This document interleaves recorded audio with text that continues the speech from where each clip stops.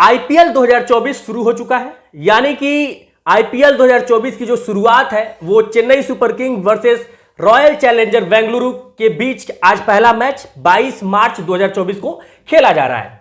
IPL का इंतजार बहुत अरसे से था और पहला जो मैच है वो जिन टीमों के बीच हो रहा है वो भी एक बहुत मैं बहुत ज्यादा एक्साइटेड हूं। और एक इनिंग समाप्त हो चुकी है। आरसीबी पहले टॉस जीतती है, टॉस जीतने के बाद बल्लेबाजी करने का निर्णय लेती है। फिर आरसीबी के प्लेयर यानी कि विराट कोहली और डुप्लेसी मैदान में आते हैं, ओपनिंग करते हैं। पहला जो 4 ओवर है उसकी कहानी, उसके बाद क्या हुआ उसकी कहानी, सब कुछ बताएंगे। लेकिन उससे पहले नमस्कार, मैं हूं विकास गोस्वामी और आप इनसाइड भारत टीवी देख रहे हैं। चलिए कहानी पे आते हैं।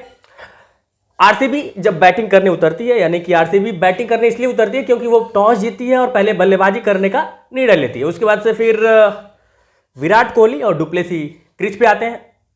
डुप्लेसी अपने फॉर्म में, भैया विराट कोहली का जो स्कोर था वो 1 बॉल पे 1 रन, स्ट्राइक लगातार डुप्लेसी के पास और लगातार वो चौका छक्का बल्लेबाजी गजब की, क्या गजब गेंद को डिलीवर कर रहे थे, क्या गजब स्ट्रोक्स खेल रहे थे।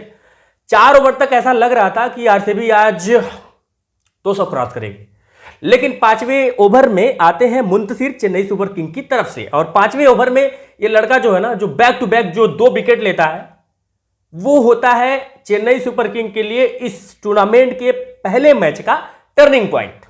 दरअसल पूरा मैच जो 4 ओवर तक इन लोगों ने खेला, विराट कोहली 1 इन पे थे, चुपचाप से खड़े थे। 1 रन बना के स्ट्राइक डुप्लेसी को उन्होंने दिया हुआ था और उसके बाद से फिर लगातार 3 ओवर तक डुप्लेसी के पास वो स्ट्राइक रहा और लगातार डुप्लेसी चौका जड़ रहे थे, अच्छा खेल रहे थे।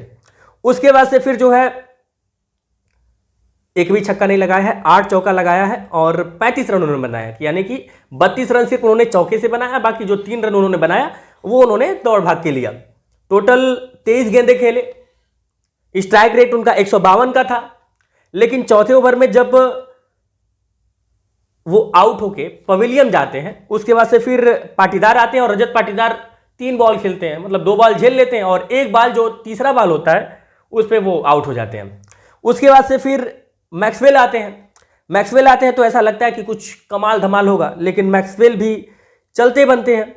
उसके बाद से फिर ग्रीन भी आउट हो जाते हैं। उसके बाद से फिर आते हैं अनुज रावत। आज मैं इस लड़के का फैन हो गया भैया। अनुज रावत ने जिस सिचुएशन में धड़ाधड़ विकेट गिर रहे थे और उसके बाद से फिर अनुज रावत आते हैं, विराट कोहली के साथ कुछ देर रहते हैं, लेकिन विराट कोहली भी 74 रन के करीब में आउट होके जब पवेलियन जाते हैं, उसके बाद से फिर आते हैं दिनेश कार्तिक और अनुज रावत की जो आज की इनिंग थी और जिस सिचुएशन में ये पार्टनरशिपिंग करते हैं, बाकमाल था। जितनी तारीफ की जाए भैया कम है, क्योंकि गजब का खेला इस लड़के ने, इतना गजब खेला है। और जिस बैलेंस के साथ खेल रहे थे, ऐसा नहीं कि कुछ भी स्ट्रोक लगा रहे थे, बॉल को देख रहे थे, समझ रहे थे और उस बॉल पे, उस पर्टिकुलर बॉल पे उसको जिस दिशा में जाना है उस दिशा में भेज रहे थे।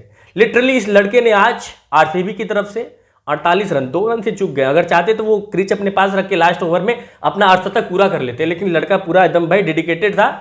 सब रोहित शर्मा से प्रभावित हो रहे हैं कि हमको सेंचुरी नहीं देखना, हाफ सेंचुरी नहीं देखना, हमको रन बनाना, टीम के लिए खेलना है। और वही आज उन्होंने अनुज रावत ने किया। वो 48 के स्कोर पे थे, व्हाइट बॉल गई, 1 एक्स्ट्रा रन मिला और भाग भी लिए।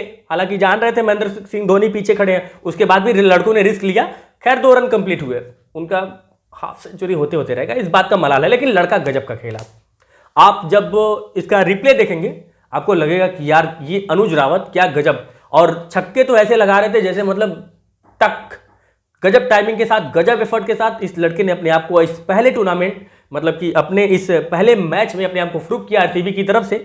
और आरसीबी की जो डूबती नैया, एक समय पे लग रहा था कि ये लोग तो 120-30 बना लें वही बहुत है, लेकिन जब दिनेश कार्तिक और अनुज रावत की ये जो पार्टनरशिपिंग है जब चलती है, तो टोटल आरसीबी का जो मामला है वो 173 रन पे जाके रुक जाता है। 20 ओवर में 173 रन और 6 विकेट गिरते हैं। अब मैं आपको बताऊंगा कि ये टोटल कि इस पूरे इनिंग में, पहले इनिंग में कब कब विकेट गिरा। 41 रन पे पहला विकेट गिरता है डुप्लेसी के रूप में, फिर पाटीदार आउट होते हैं दूसरे, कि 41 रन पे ही, उस अगले ही 1 बॉल झेलते हैं, फिर आउट हो जाते हैं। फिर ग्लेन मैक्सवेल 42 रन के स्कोर पे आउट हो जाते हैं। फिर विराट कोहली 77 रन के स्कोर पे आउट होते हैं। फिर ग्रीन जो है वो भी 18 रन 22 गेंदों में बना के आउट हो जाते हैं, एक चौका सिर्फ लगाते हैं। फिर आते हैं अनुज रावत। अनुज रावत जो है 4 चौका लगाते हैं और 3 शानदार जानदार जबरदस्त वाला छक्का लगाते हैं और अनुज रावत मात्र 25 गेंदों में बना लेते हैं 48 रन।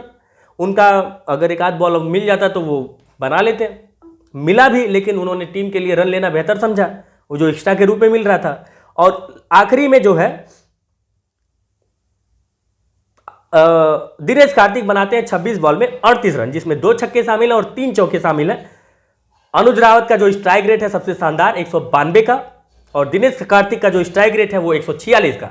ये रही पहली इनिंग की कहानी और दूसरी इनिंग की जो बैटिंग है वो चल रही है। मैच फाइनल होने के बाद आपको दूसरी वाली मतलब कि जो दूसरा इनिंग का और मतलब ओवरऑल जो मैच का रिव्यू है वो मैं आपको जरूर बताऊंगा। बाकी ये वीडियो आप लोगों को कैसा लगा और किस टीम को आप इस आईपीएल में सपोर्ट कर रहे हैं, कमेंट बॉक्स यानी कि टिप्पणी अनुभाग आप लोगों के लिए खाली है, कमेंट करके जरूर बताइएगा। वीडियो को शेयर जरूर कीजिएगा। यूट्यूब पे देख रहे हैं तो जुड़ जाइएगा, फेसबुक पे देख रहे हैं तो भी जुड़ जाइएगा। मिलते हैं अगली वीडियो में, तब तक के लिए नमस्कार, जय हिंद।